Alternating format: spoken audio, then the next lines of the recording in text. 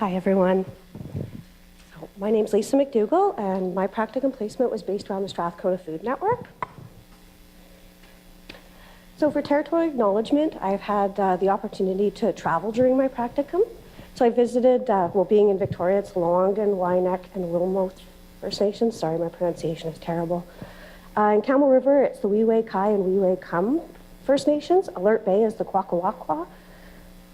Tisana, I have problems with this, the New Chanu Naluth, and the home of the Comox Valley, which is Comox First Nations.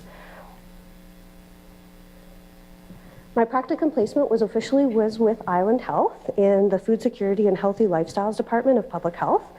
I had the opportunity to do a co-placement with a nonprofit organization in my community called Greenways Land Trust, which is the home of the Strathcona Food Network Hub.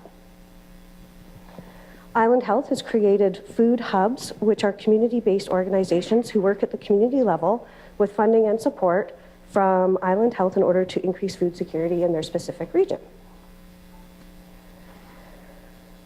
This practicum allowed me the opportunity to see food security initiatives from the strategic planning level, to work on the knowledge translation with Island Health, to engagement at the community level with the Strathcona Food Network.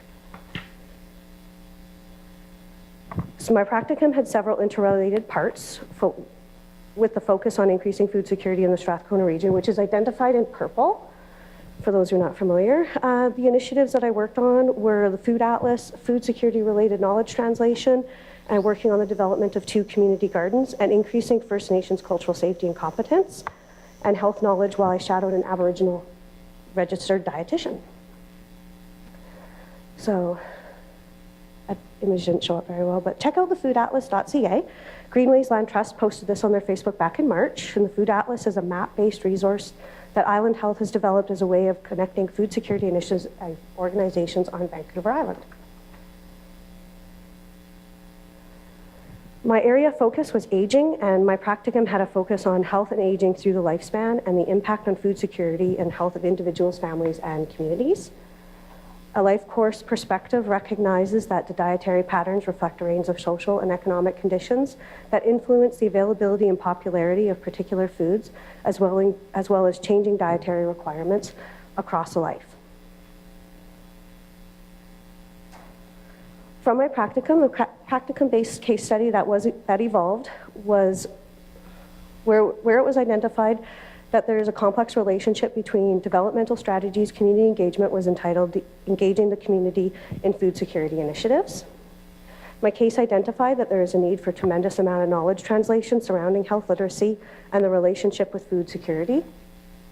The lack of knowledge and health literacy surrounding the relationship was identified to be varied on all levels. However, it is important that individuals understand the relationship as a way of reducing health inequalities. Okay. Community engagement strategies and knowledge translation increase the health literacy in our combined efforts to increase the understanding with the relationship of fresh, local, seasonally, and culturally appropriate foods, and these impacts on individual and community health. So for the values that guided me in my practicum were collaborative action across all sectors, interprofessional and multidisciplinary approaches to practice, community-based approaches to research and knowledge development, and cultural safety and competence. And one of the activities that was the most powerful and insightful to me was to attend a food conference at Umista Cultural Center. Matt's was there too. And hear an oral history of the potlatch collection, and also had the opportunity to share a meal with the Nagmas First Nations and see a presentation on food security in their community and the importance of maintaining traditional ways of knowing and traditional food culture in order to increase food security in their own communities. So for my acknowledgements, many thanks to my practicum supervisor, Annalisa Blake with Island Health, my co-supervisor, Cynthia Ben Dixon with Greenways Land Trust, and their staff who welcomed me in their office, registered dietitian Kimberly Black with Island Health, Betty Taylor, my practicum supervisor, and of course Natalie, I can't even see, and my partner Gregory Lee and my family. A few cute insights that I'd like to share were that I felt that coming to campus for intersession really increased my connectedness to the program. And being a distant student, I felt it was easy to be disconnected. Having one professor for several courses helped, I felt, with that connection and to the program and the material. And my practicum helped see the big picture between the institutional level and the community relationship. So, thank you.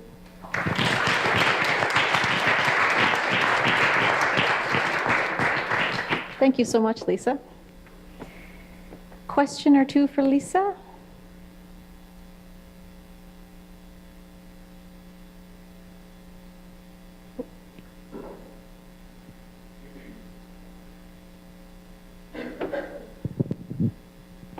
Hi, I'm Lacey. Thank you for your presentation. Thank you. I'm just kind of curious, but maybe you didn't dive into it. I'm curious about the barriers for the registered dietitian that you were able to shadow.